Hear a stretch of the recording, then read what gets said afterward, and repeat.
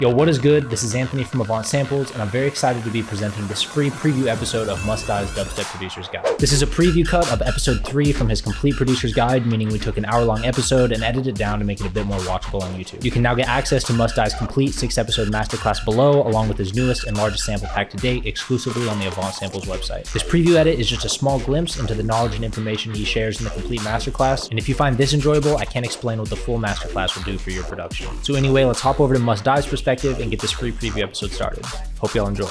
So I think something a lot of people are intimidated by is the thought of writing these big standalone melodies without any fancy sound design to like hide them. Motifs are kind of the most honest form of music in that it's music and you can't do much to obscure that, and it's hard to write. So I understand your pain, but I'm going to teach you what I personally do to get those big melodic sections that people remember like long after they've stopped listening to the tune. So first things first, find the root, like the center here, and build the motif off of it. Similar to how we did our intro, we are going to want to iterate on what we have already started. So let's listen to the intro one more time and see what we can pick out of that we can then flip, which is reharmonize to get something bigger.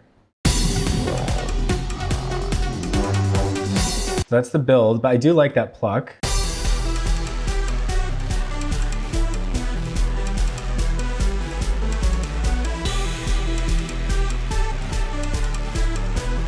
Cool, so what can we take? That atmosphere is good. The pad here.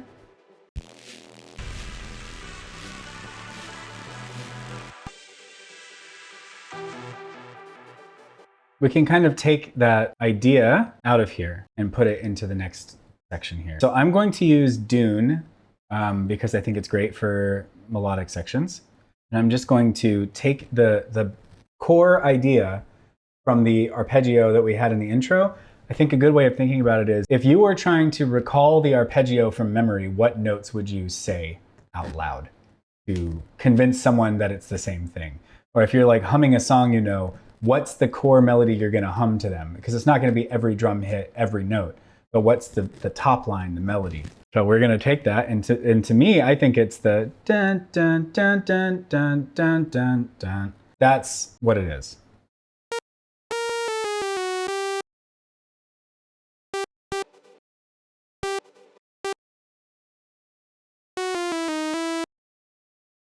And again, that's on that eighth note, it's that da da da da da da. And then I want to do a little flip on it, make it new. I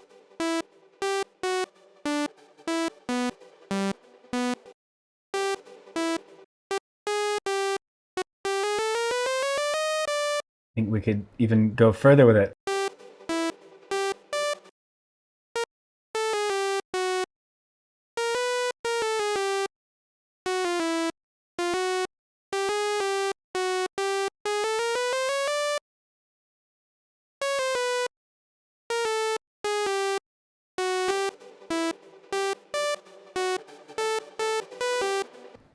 Let's actually just have this ring out at the end, because we can really make this ornate. So let's start by making a patch in Dune. We'll just turn up the amount of voices and keep them detuned, and we're going to turn up the spread so that they're in the full stereo spectrum. So to get those big, I think most of these are kind of correlated to hardstyle or trance. Any of those big chord sounds, you're really gonna want to play with layering. It's really hard to get those sounds out of something like Serum if you're just doing one patch. You can, but it takes a lot of processing power. So what you could do is use a synth like Dune that actually allows you to have more than one stack of presets on top of each other. It's famously the Virus series of synthesizers could do this. So you'd make a few patches in Dune and stack them on top of each other. But you can also do it within one instance of Dune, which is pretty cool, because then there's a global unison and it gets complicated. But I'll show you exactly how I would go about it. I would start with a saw waveform.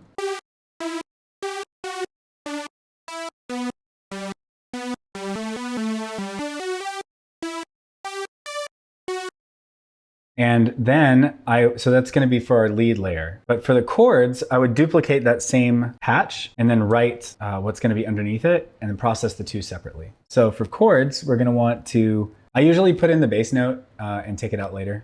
That can work. So we have the bass note here, and then let's get up there. We've got the root note here, but it's already down here.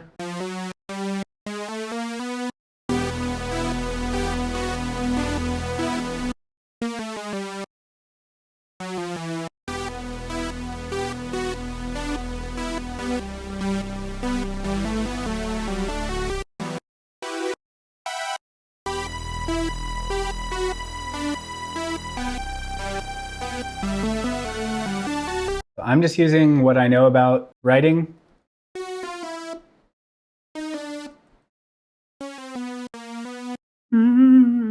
Yeah, we can kind of, you can add as much or as little movement as you want. They both hit that note.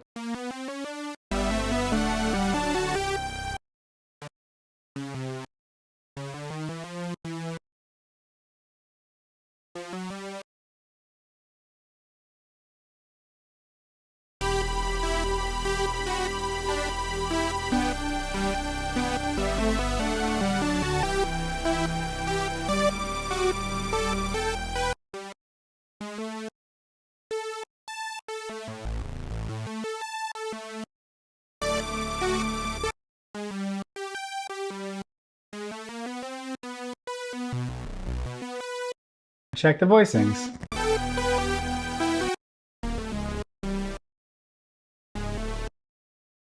don't know what I just did.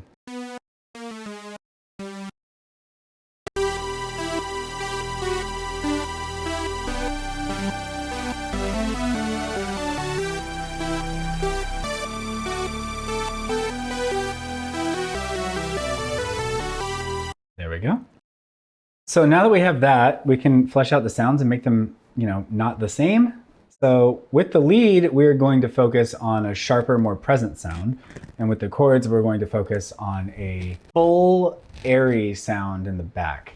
So we don't want them competing at all. And we want the lead to slowly open up over time to create drama, because nothing is more boring than badly executed melodic sections. You really want movement, growth, and drama. Imagine as if you're making a symphony out of a bunch of synthesizers. There's really not a big difference. So with the chords, you don't want them static. These, boring. So what we can do for the chords at least is to start bringing in extra voices. So I'm turning up the second oscillator, cranking that up to like 15 voices, and I'm spreading it out.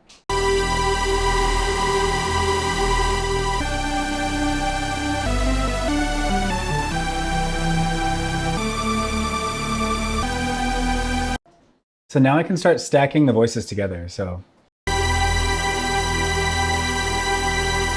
I'm gonna work on the second patch now.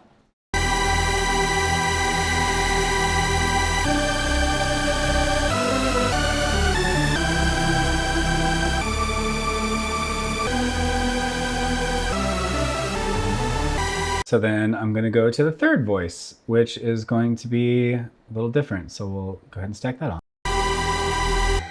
The third voice is going to sound like this, where we will take things down an octave.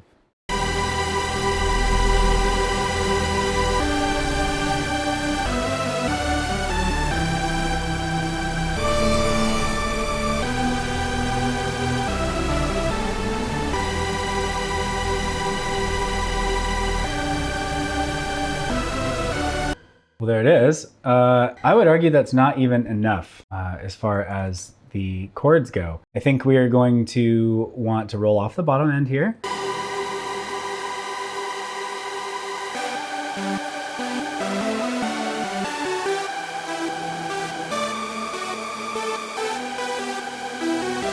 All right, now for the lead. For the lead, we want a sharper sound, and we want something a little more focused, and that can be done a number of ways. Stacking simple sounds together tends to do best for me, mostly because you can keep it keep control of where it is in the stereo field. So that does it for a nice like wide one, and then we'll come in here with a serum and just start cranking away. So I like to do a few layers. I'd say like 5 layers probably of leads. So we've got this guy now.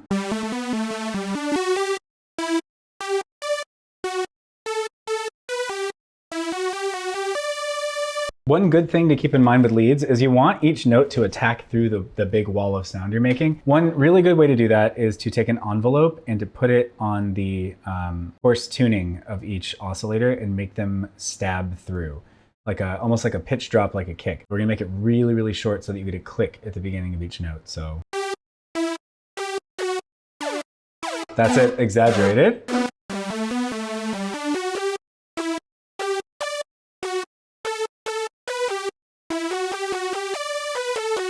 That one's pretty useful. I would also say get in the habit, if you can, of trying to just keep everything uniform. We want these mono, we want them legato, just in case we want to do big group pitch bends. Any of that stuff is pretty useful to set up ahead of time before you start duplicating. I'm actually going to do that in Dune as well. So if we're going to do glide, we'll apply it to all. We'll make sure this is mono legato. And also, well, I don't know if we need a pitch bend on this one. I don't think we need to.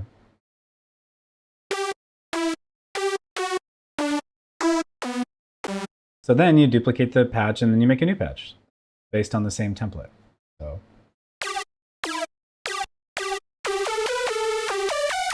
this could be cooler if it were more distorted.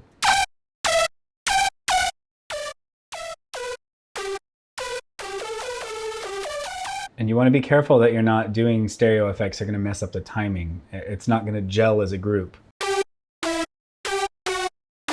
I'll teach you how to do the European buzzer sound. To do that, you would use usually one oscillator, and you would essentially change this LFO shape to a sine wave, put it on the fine tuning, turn off the BPM, and turn up the rate. So now you're going to get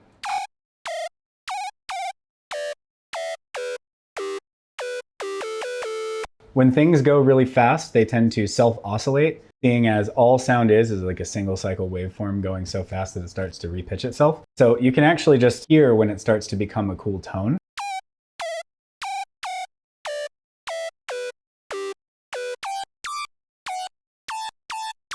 That's cool sound. We'll do it one more time, and then we'll just get a nice, I think another super saw type sound would be pretty good.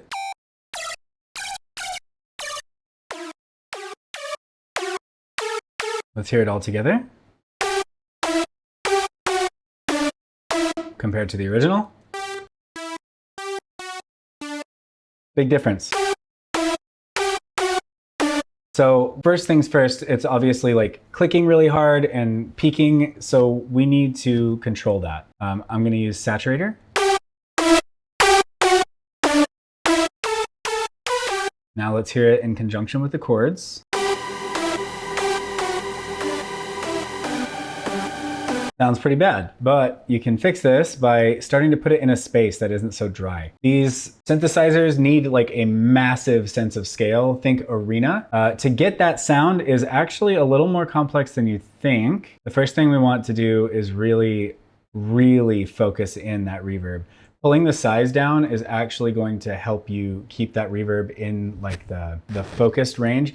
Because if you think about perceived distance of this room, we don't want the room so big that we can't see it all in one view. We want it all on one screen, essentially. So we're going to bring down the size of the room to kind of bring the arena into our listening zone. We can't hear what's happening a million miles away, but we can hear what's happening in a cone in front of us. So bring it into the cone by pulling down the size.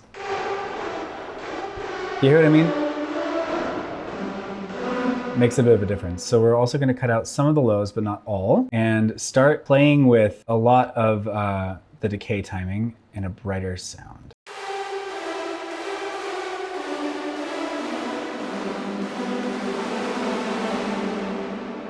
So what we are going to do is Command G on the reverb to make a chain here. We have the dry sound and the wet sound. And we are going to take an EQ of your choice and put it after the reverb, but only on the reverb. So we'll play them together at the same time. Find the parts of the reverb that are fighting with the main frequencies of your lead. I hear it right here.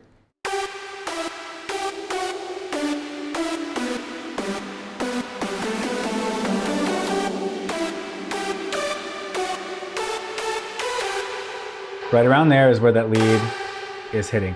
Another way to do this using Pro Q is to take a Pro Q and put it on the dry signal, and then you can actually go back to the one that's on the reverb and look at the analyzer that is going to coincide with it. So you can go on channel 22.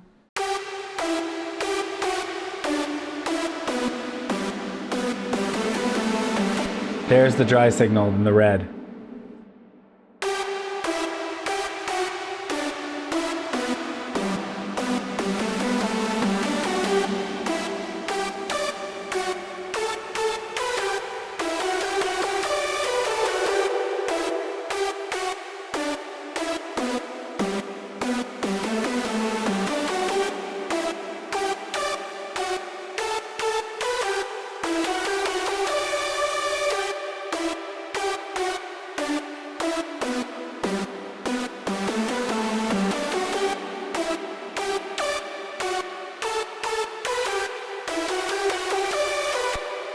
That is like a pretty clean match.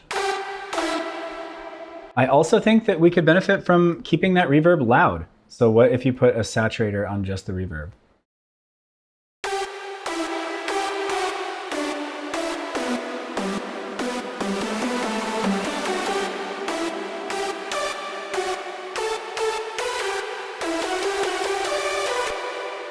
I think it could also benefit from a layer of delay. Let's go ahead and grab Ableton's delay. I'm going to put that on its own chain, completely wet, so that we're not competing with dry signal. And I'm going to have that be on a fourth note and a little bit filtered and ping pong for stereo. But because it's not going to be hitting at the same time as the main notes, it won't compete.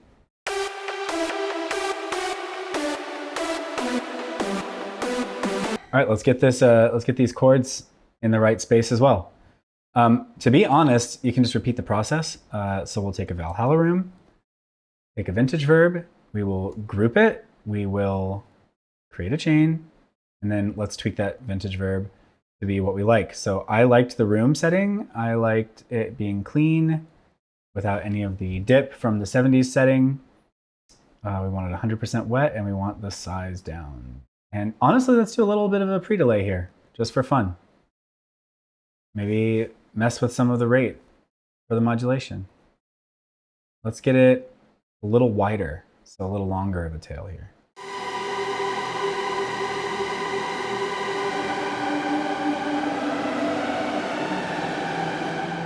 Let's use Pro Q.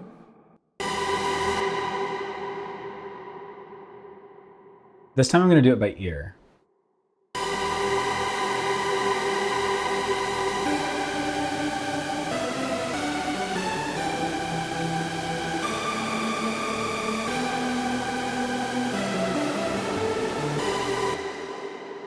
Cool, I think that one's pretty good. I don't want to put a delay on that, really. Let's hear them together.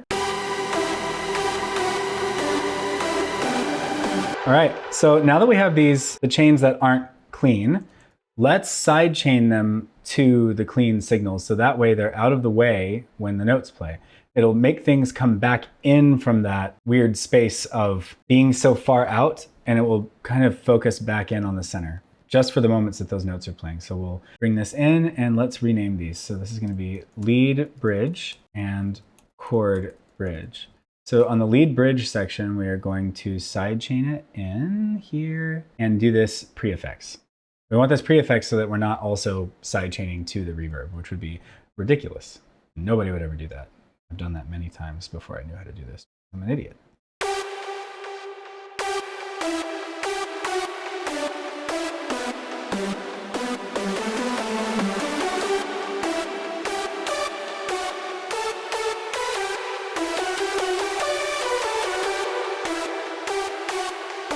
The reason this isn't doing anything cool on the chords is because we actually haven't done what we should do, which is chop the chords to fit the rhythm of the lead. That actually makes a big difference in the energy.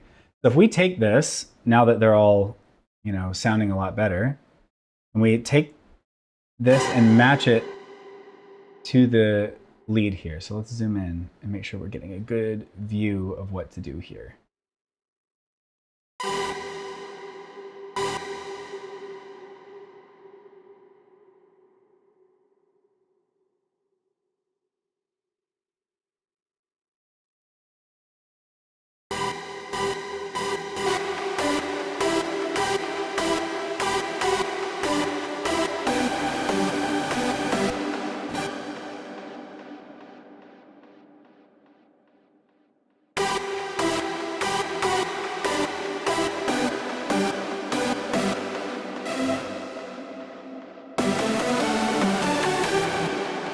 That part the same. So we're going to do the same thing here. Get in there and really dial it in. This is now on a triplet grid, which is very cool with me. Producer tip, complicate everything you do and make it harder for yourself to do on camera. Okay, well, let's get in there and match these. Another section here. It's tedious work, but it pays off.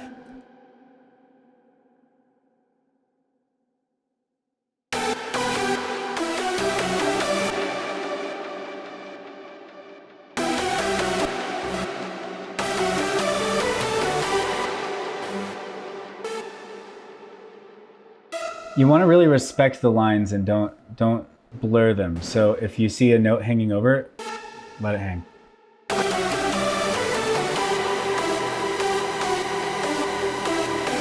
We are going to use this as the last note.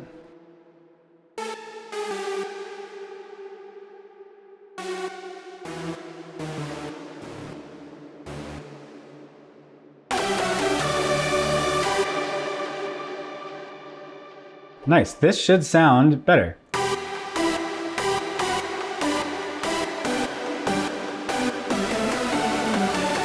We just need something underneath it. I'm going to, again, use Serum for this to make the bass that's gonna sit underneath all of it. I think, personally, that having a kind of standard sound will anchor it down, and I think the sound should be long and drawn out, and then we should also accent it with punchier ones too to fit the syncopation. This won't take us very long, but it's worth doing.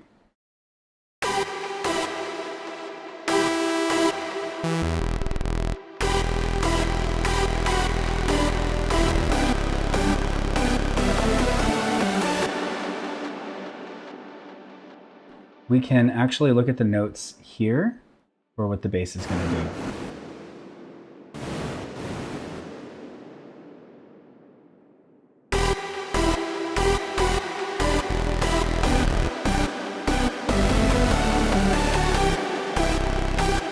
Let's get it. Let's push this up.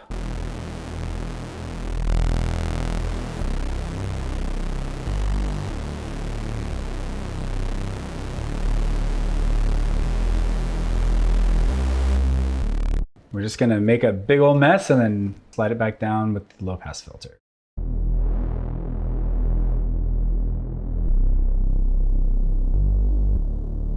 I'm leaving that little bit of noise there, and you can hear that, and that's for a reason, because we're going to push it back up with a saturator.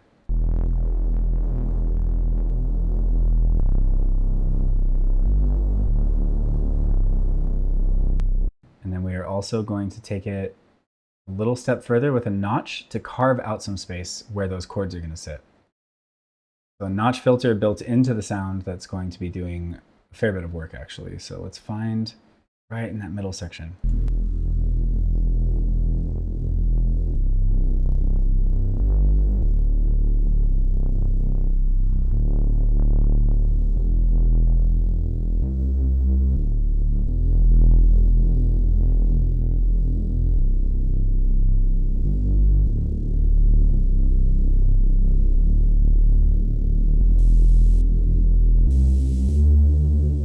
One of those rare cases where a noisy noise can do a lot when it's messing with the low end.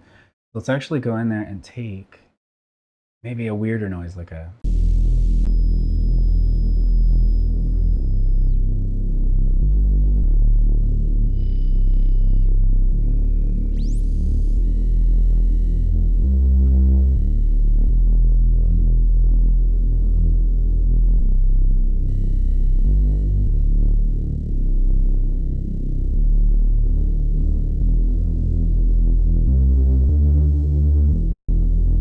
We can kind of fill that space by having one be an octave up.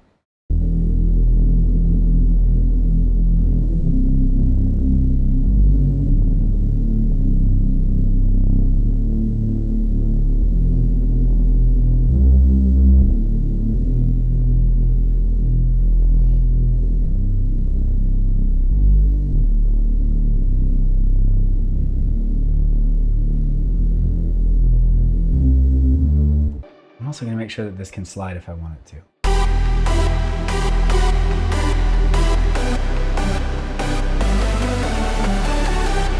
Yeah, I mean, that sounds good. I think the only thing we need is a little energy to pull it apart, to kind of pull it across the chasm, as it were. If we just make a quick pluck, that will keep the energy up. And to do that, we could really just, well, one thing we could do is now that there's the chords chopped, we could add some delay, and then we could also accentuate it with a pluck. So we can go.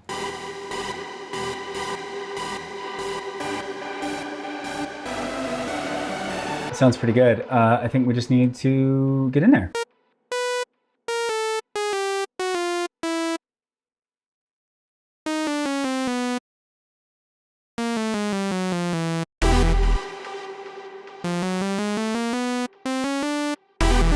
You can get creative with this. Draw in your own arpeggios. I promise you it's better.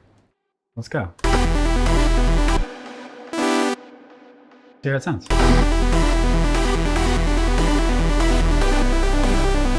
Keep the momentum building by just doing one little step up. So, and we'll go.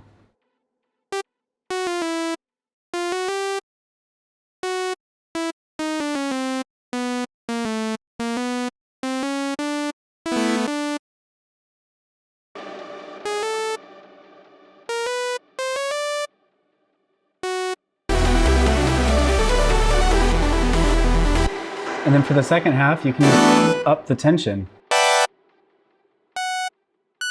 by putting it up. No one says you can't do that. Let's add some delay because I know we're gonna want it, and we're gonna put it on fourth notes or half notes. So maybe.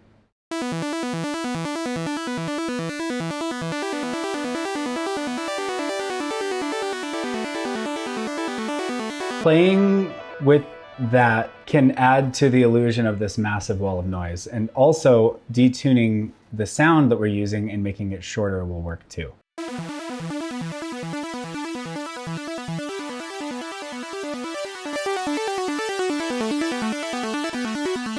I'm going to use this envelope to make it a little punchier, more plucky.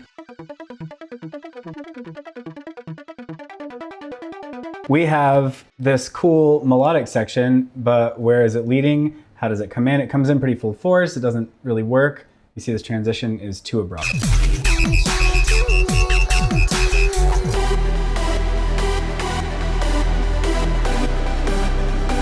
So what I would do would be have these things come in gradually. So the arpeggiator should filter in. It's too bright as it is. We need to reset from dark to light. The way to do that, I would say, would be to have a low pass filter, bring this in slowly over time, but not too long. You want to kind of bring it in quickly. Let's see if this is enough.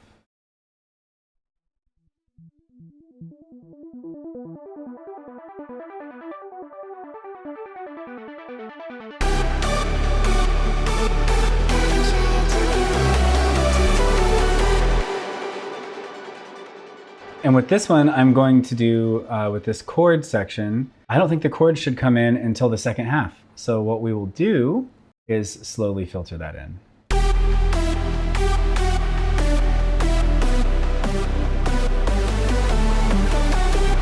But we're going to filter it from both angles, both high and low, so that it kind of sizzles in, and that will help keep the energy up. So we're going to bring it in that way as well. And by doing that, we'll actually be able to use a volume ramp to really bring up the energy. So let's grab the volume here. And we're just going to have that slam into that second part there. Like, it'll be nice and gentle, coming in, coming in. But right around the section change, we're going to have it kind of fade out and then slam back in.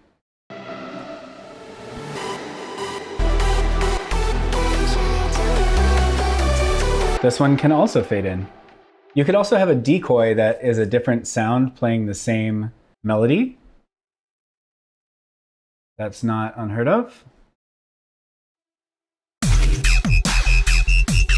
We could put an impact here.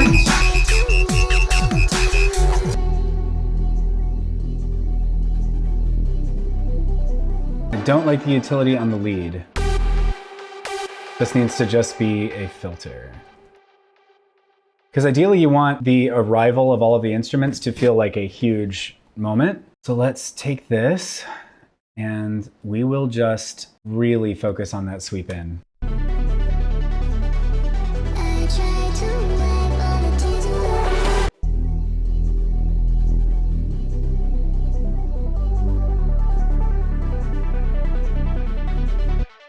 Let's do a filter down into that as well.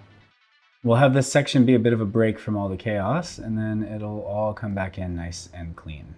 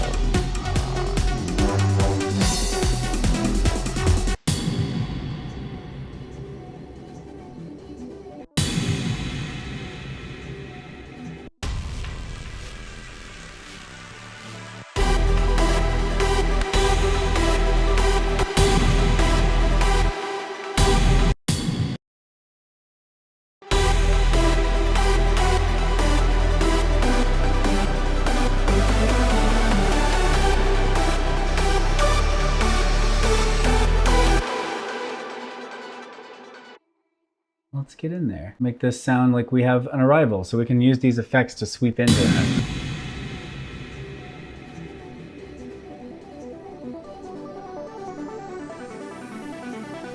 By removing other elements, we're making space for the impact. So let's try that again. I've removed everything but the lead filtering in there and the vocal.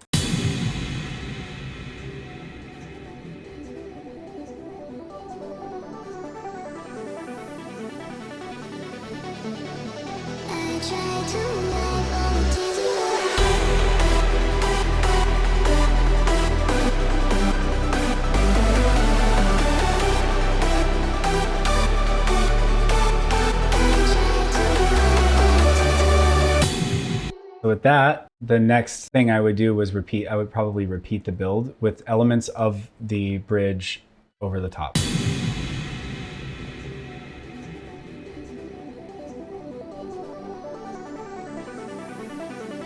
Take a part of the lead. I'm going to keep the automation lock on so that I can just grab what I want without dealing with the filter sweeps and all of that.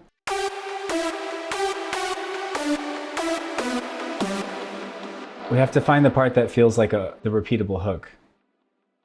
I think maybe this part.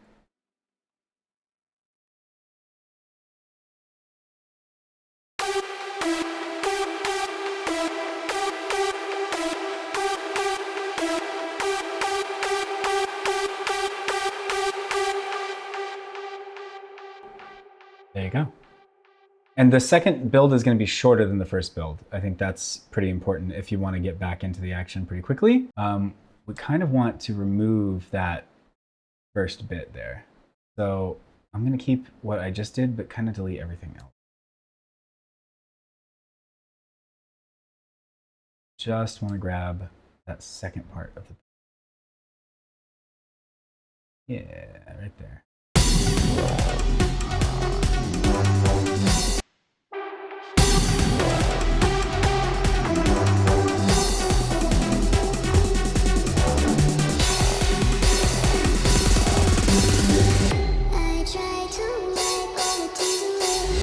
There you go.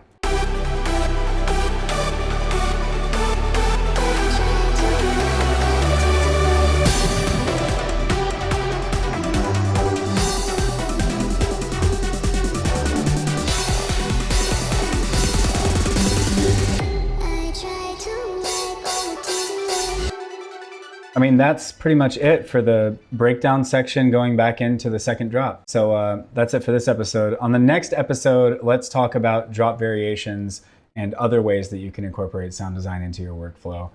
I think a more straightforward approach.